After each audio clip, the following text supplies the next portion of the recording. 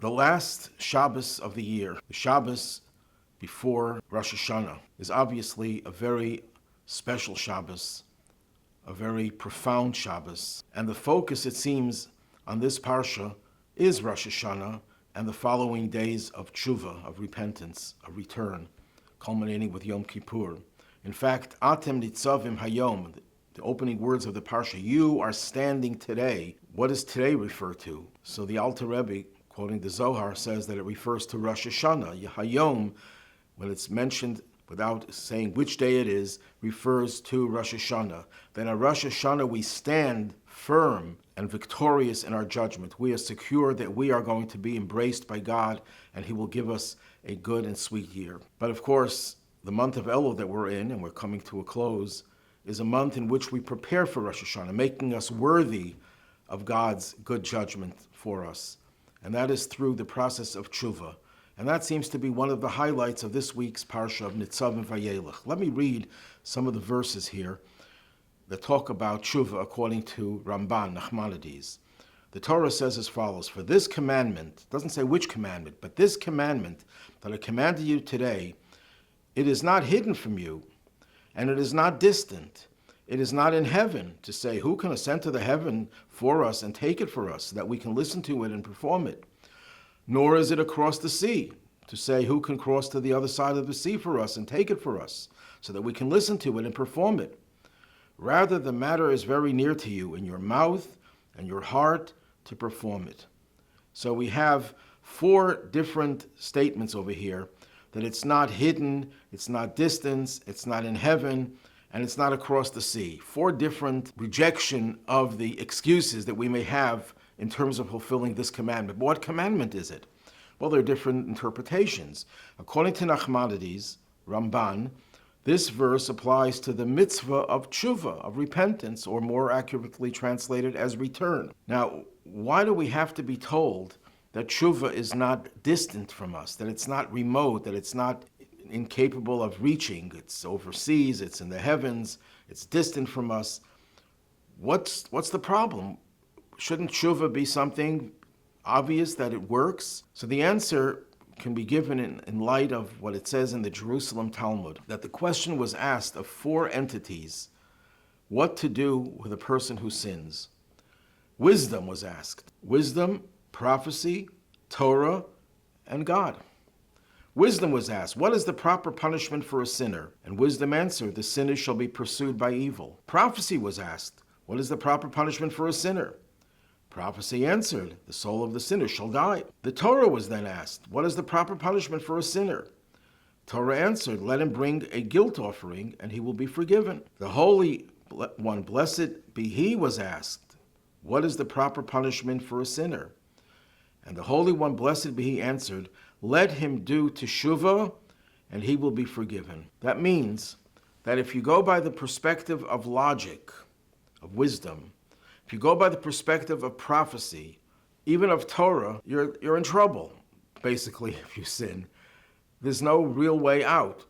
Either you suffer, you die, you have to incur the expense and the embarrassment of bringing a sacrifice, and even then, it doesn't mean that there's no stain left of the sin, but God Himself says, do Teshuvah, and that's it. So what is the logic behind this? The Rabbi once explained that wisdom is logic. Logic says if you do something wrong, you suffer the consequences. You cut your finger and it bleeds, you're not going to say, well, it was a punishment that my finger bled. No, it's a consequence of your action. Sin is a consequence, the punishment is a consequence of sin. That means that the person suffers. Prophecy is a relationship with God. It's a lifeline between the prophet and God, a direct line. What happens if you sever a direct line? You sever a jugular, then it leads to death. So from the perspective of prophecy, our spiritual connection to God, any sin that we do is deathly, is impossible to correct. If you ask the Torah, because it's called the Torah of kindness, the Torah says, no, we'll let you get away with the sin by bringing a sacrifice. What does the Torah believe in the sacrifice as a method? Because the Torah is there to find merit in our behavior.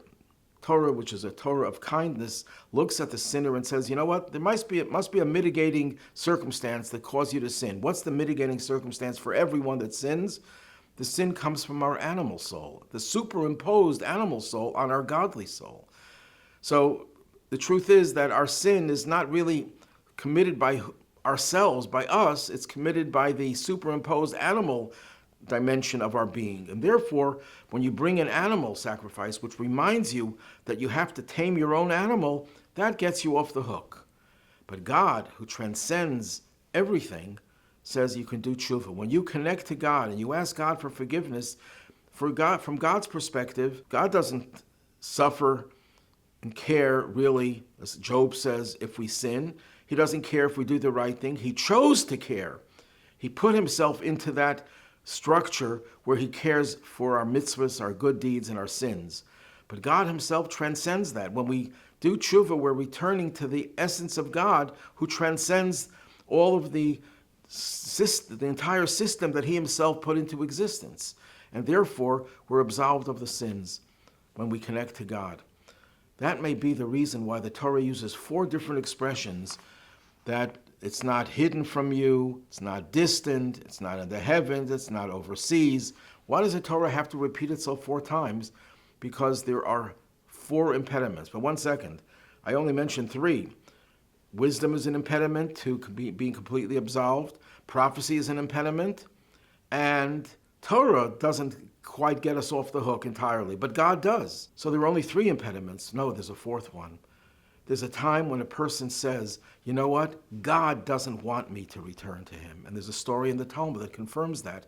One of the great sages, Elisha ben Avuya, became an apostate. He rebelled against God, against Torah, against Judaism, against the Jewish people.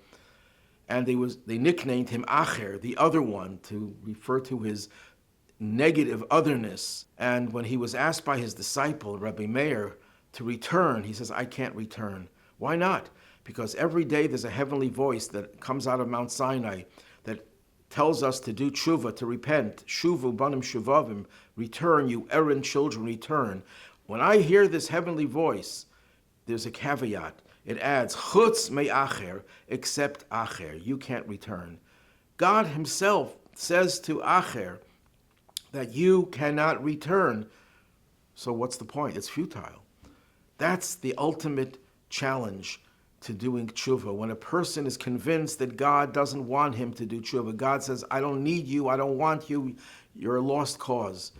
That itself is the greatest challenge. And many of us in our own lives, because of circumstances, things that happen to us, the pain and the suffering we go through, every effort we make to do the right thing, and we suffer because of it, no good deed goes unpunished type of situation.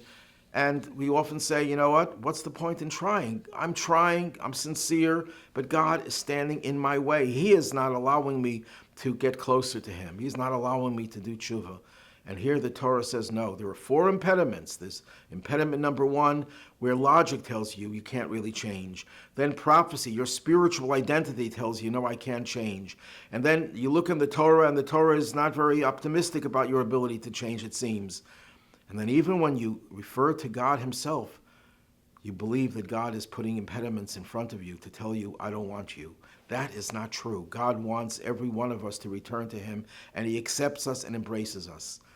Now, teshuvah is related directly to redemption. It says when the way to bring redemption is through teshuvah, through repentance and return. That means that redemption, we could say, also has these 4 impediments. Sometimes people say, how could Mashiach come? How could we be redeemed? Logic says the situation of the world is so messed up. How is the world going to change overnight? It's impossible. It's illogical. It's not rational.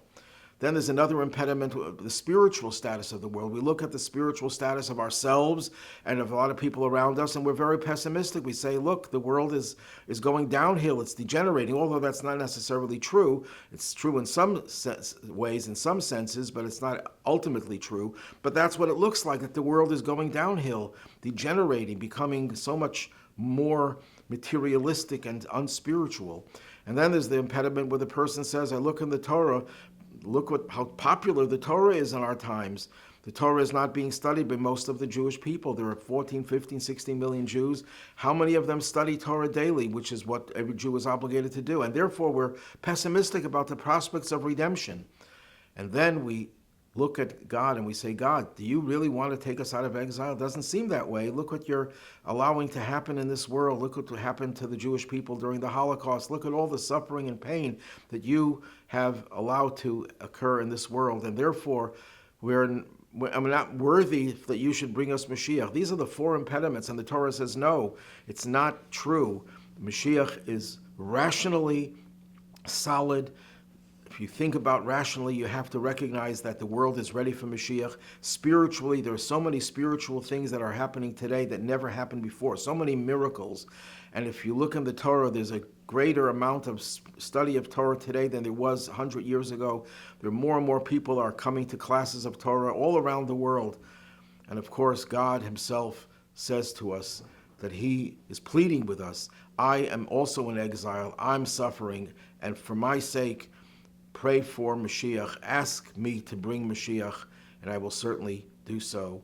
May everyone have a ksiva v'chasima tova, be inscribed and sealed for a good and sweet year, and a year of redemption.